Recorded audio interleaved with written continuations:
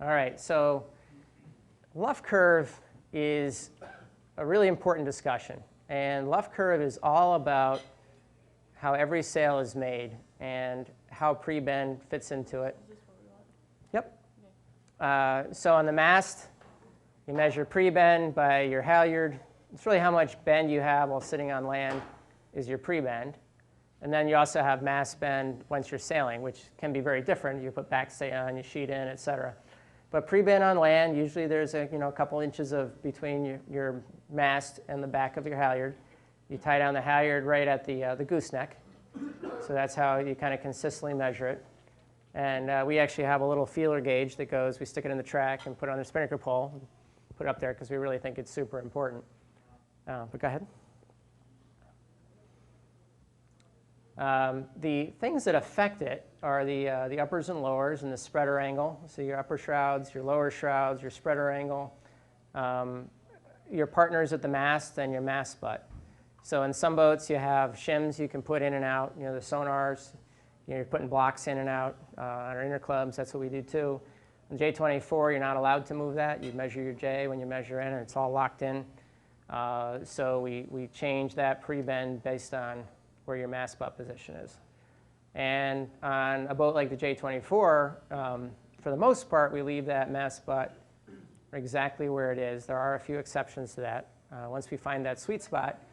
And it's so critical that we find that we move this thing in 1/8-inch increments, and you can tell if you're off an 1/8 inch one way or the other, you can tell what's going on. You can tell that there's something wrong. So we spend an awful lot of time finding that sweet spot. And some of it's done setting it up on shore by what the theory is, and the other part is when we actually go sailing, are we fast or not? So, okay. So this is an example of a mast with quite a bit of pre-bend in the mast, and it's a little flatter sail. Go ahead. And then with less pre-bend, it flattens out the sail. Most of the panels that you look at are designed, these are usually a yard wide, and it's cut. This is a laser cutter, and it's just the rolls of cloth go through, and it cuts it. While it's cutting it, it actually has a marker too, because when you're sewing the sail, when you glue it, first it's taped together, and when it does it, they do it at a very specific bend to make broad seaming. So this is an example of how a broad seam is cut into a sail. So since it's not supported by a mast or a forestay, and yet, if you look at it, it still has lots of shape built into it. And this is built in through the broad seams. And each seam is not cut straight and flat. It's cut with an overlap.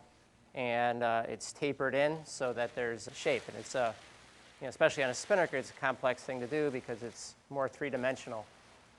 Or it's just the edge that the roll comes on. Now, the main too is cut with the broad seams. This is not a radial sail, so each seam is cut. The bottom of the panel, of this top panel, is cut straight, or it's just the edge that the roll comes on.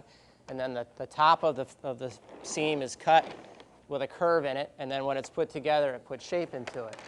But in addition, since it goes along the mast, you can see, I don't know if you can see right along there, that there's Luff Curve built into this.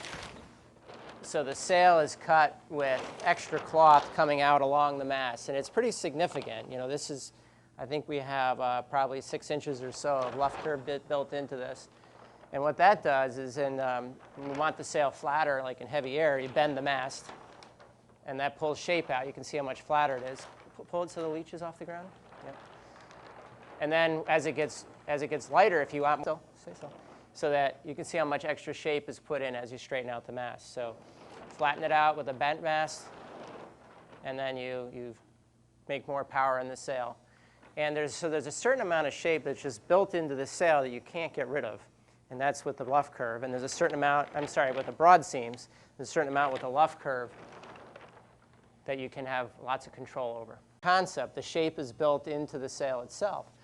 Now the Genoa is different because, so in this sail, once again, you have the broad seams cut into this, so there's an inherent shape in the Genoa here. This is a J24 Genoa. This one's built just a little different because this is a 3DL. This is one of the prototype 3DL Genoas. that you'll notice there are no seams. So this is laid out with Mylar on a mold, and then the strings are laid out, and then another Mylar on top of the mold. But it's the same concept. The shape is built into the sail itself. Now the Genoa is different because along the forestay, you don't have a mast that you can bend to pull that shape out.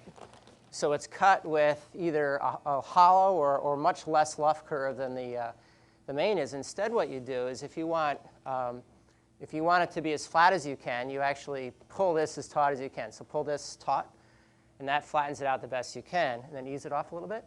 And then as it gets, if you want power, you actually sag the forestay in. You can see it put shape into the sail. Now, it's not perfect because both the main and the Genoa have the same problem that when you're putting this luff curve in, most of the shape is in the front of the sail. You can't, it's much harder to affect the middle and the back of the sail, but that's still the most done, whereas there's really not much you can do. So the back of the sail almost looks the same all the time, but with the back of the sail, you can do an awful lot just by easing the jib sheet. So if you just ease that off a little bit, you can change the shape in the back of the sail using trim. But as far as tuning goes, if you want power in the Genoa, you ease the forestay, you make it looser, and if you want to get it really as flat as you can, you make it as tight as you possibly can. So everything we do in a J24 particularly, but most boats is on the jib, is when you're trying to get the boat as depowered as you can, you want the forestay as tight as you can, and you want the mast bent to match the luff curve on the main, and that's kind of your goal. And as you need more and more power, you actually sag the forestay and you straighten out the mast, putting power in both sails. So the question was, does a sail like this, the 3DL, or does you still have the scallops in the front? And the scallops up front is really about using your Cunningham, the tension in your luff, to move the draft fore and aft. And so a sail like this, yes, in light air, we have scallops all along it, and that's all about making it a versatile sail from heavy to light wind. So in light wind, you're trying to move the draft aft. It's too far forward, so you make it loose so that the draft goes aft. And then as it gets heavier, the wind blows the draft aft really hard, so you're pulling it tighter and tighter and tighter to move the draft forward. So you're just trying to get that optimum draft position right. Now on a Genoa, as opposed to a main or a jib and a Genoa, you want the draft maybe 33% of the way back, and the main more like 45, 50. But we actually go into that in much greater depth in the actual tuning of the, that's not the tuning, that's more the trim. So for setting up a boat, the fact that you can use them and lower the forestay length, your halyards or your Cunningham, depending on how you do it, is really an adjustment you can do real time on the water. So that's more of a tuning. Good question, though. So this is actually showing a photo of when they're cutting a sail. So they've just cut the sail and they put the panels together with the broad seaming. And at the end, they haven't put the bolt rope on yet, but it's laying flat there. And you can see that from that straight line, there's still 3 or 4 inches of cloth in front of the main. As I mentioned before, one of the biggest differences between the Genoa and the main is that the main you can, this is a great picture because this is a fin sail. Where's Robert? Is he here? There he is. I put this in there just for you. This is a fin sail, but look how much luff curve they have in this fin sail. That's just a huge amount compared to the sail. So the mast is just super, super bendy. They can bend it. If it's lighter wind, they straighten it out to get power. And then since there's so much sail area, they need some way to really flatten that thing out, and they use luff curve. But we're going to talk, I think some of your question will be answered as we go further. But I think in general what you're looking at is in heavy air, for example, you want a mast bent. So you want to match this luff curve to make the sail flatter, and light air you want to make it straight. The Genoa, you can't bend the forestay, the gibber Genoa, you can't bend the forestay to forward and to windward. You just can't do it. You'd have to have some kind of contraption off the boat pulling it there. It just doesn't make any sense. So what you do instead is you sag it in and you push. So it's kind of the opposite.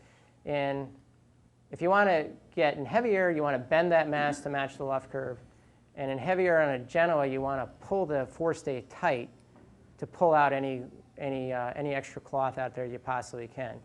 And I know in the J24, everything we do in heavy air is trying to depower this beast of a sail. It's way too much sail area after it blows like 10.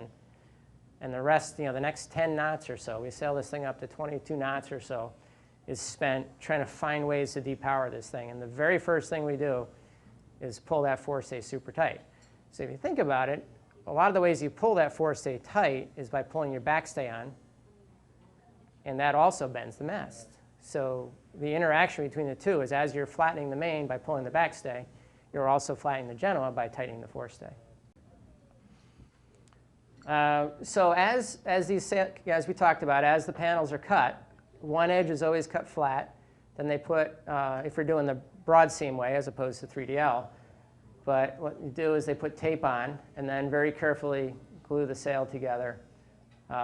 And then it gets sewn. So it's done with the tape beforehand because it's got to be really, really accurate. And as I talked about before with the broad seaming up top, you make that tiniest little difference up top, especially up top. But I find it's the tiniest little broad seam difference makes just a huge difference. So this part, it's just amazing how accurate they have to have it. This is most of the quality control is spent making sure that that little laser line that's drawn when they cut it is, within, a 32nd of an inch all the time.